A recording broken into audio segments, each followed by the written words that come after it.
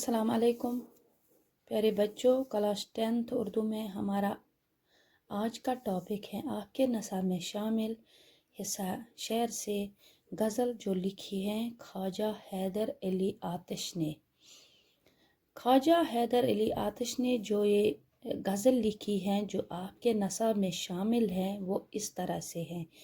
दहन पर है उनके गुमा कैसे कैसे, कलाम आते हैं दरमियाँ कैसे कैसे, ज़मीन चमन गुल खिलाती हैं क्या क्या, बदलता है रंग आसमां कैसे कैसे। न गोरे सिकंदर न है कब्र दारा, मिटे नामों के निशां कैसे कैसे। दिलो दीदा अहले आलम में घर हैं, तुम्हारे लिए हैं मकां कैसे कैसे। गम गुस्सा रंजो अंदो हरमा हमारे भी हैं मेहरबां कैसे कैसे। अगर हम इस गज़ल के अगर हम देखेंगे मुश्किल अल्फाज क्या क्या है इसमें। पहले दहन, दहन के माने हैं मुँह, गुमा, गुमा के माने हैं ख्याल वहम, कलाम के माने हैं बातें करना, चमन के माने हैं बाग, गुल खिलाना के माने हैं हंगामा खड़ा करना, रंग बदलना के माने हैं हालात बदलना, घोर के माने हैं कब्र, सिकंदर के माने हैं बादशाह सिकंदर आज़म जिसने पूरी दुनिया को फतह किया था। दारा के माने हैं ईरान का एक अजीम शहनशाह, ईरान का। दीदा के माने हैं आँख से देखना, अहले आलम के माने हैं दुनिया वाले, दुनिया के लोग। रंज के माने हैं दुख गम, अंधों के माने भी हैं गम, हरमा, हरमा के माने हैं मायूसी। प्यारे बच्चों, अगर हम इस गज़ल के देखेंगे ये एक ही बंद पे मुश्तमिल है। ये गज़ल जो लिखी है ख्वाजा हैदर अली आतिश ने। पहले ही शेर में फरमाते हैं ख्वाजा हैदर अली आतिश कि मेरे महबूब के दिल में बहुत सी बदगुमानियाँ थी और मेरा महबूब बहुत सी गलत फहमियों का शिकार हुआ था, और न जाने मुझे क्यों ये महसूस हुआ जब मैंने अपने महबूब से मुलाकात की तो मुझे ऐसा जाहिर हुआ कि मेरा महबूब मेरे बारे में कई गलत फहमियों का शिकार हो चुका है।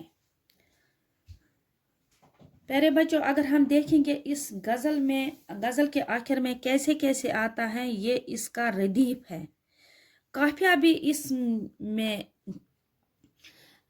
तकरीबन मिलते हैं। काफिया इसमें ये है, काफिया है गुमा, दरमिया, आसमां, निशा, मकां, मेहरबां।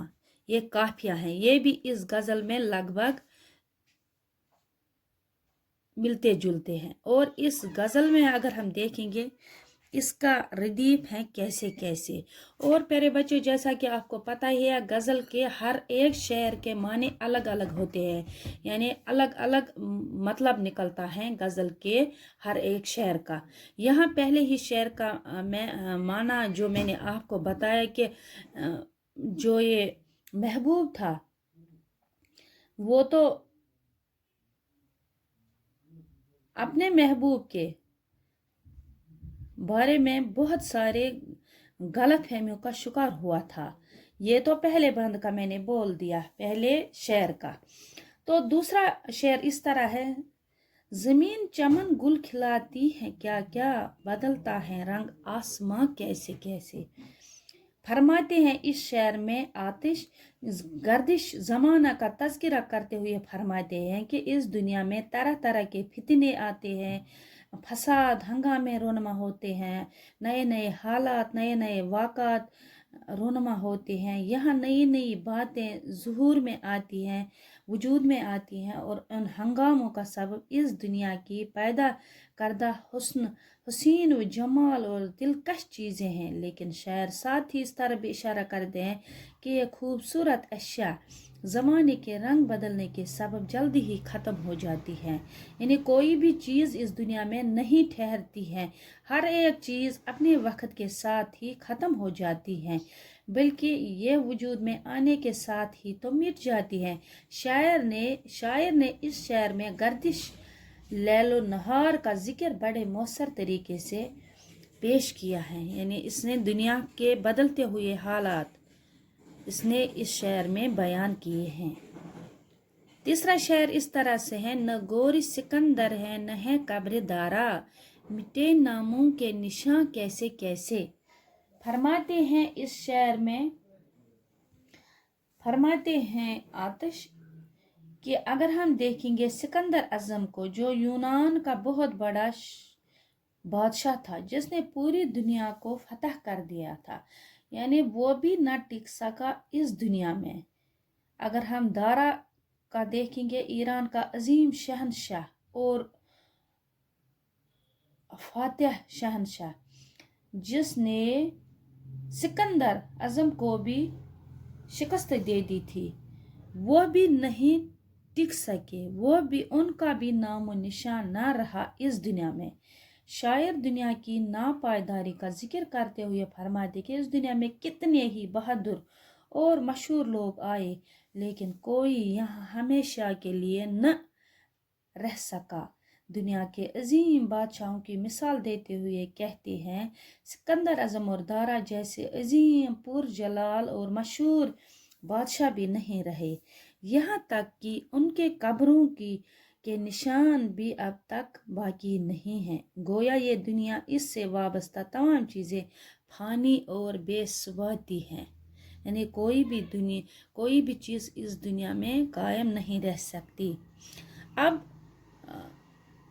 दूसरे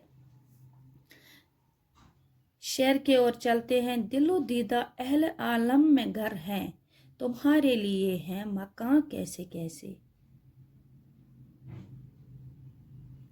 फरमाते हैं आतिश इस शेर में अपने महबूब से मुखातिब होकर फरमाते हैं कि मेरे महबूब, तुम लोगों के दिलों में रहते हो और इनकी आंखों में बसते हो।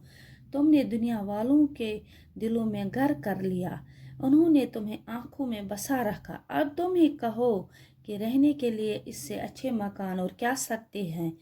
गोया महबूब लोगों के दिलों और इनकी आंखों में घर किए हुए हैं।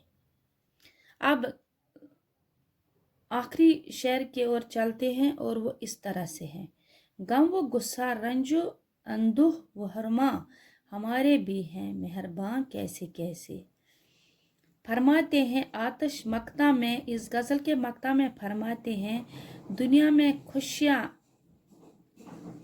तो सदा हमसे दूर ही रहती हैं, अलबत्ता रंज व आलम, गुस्सा, गम, हसरतें और मायूसियाँ हम पर बहुत मेहरबान है। यानी गम और महरूमियों की हमारे पास कमी नहीं और खुशियाँ हमसे रूठी हुई हैं।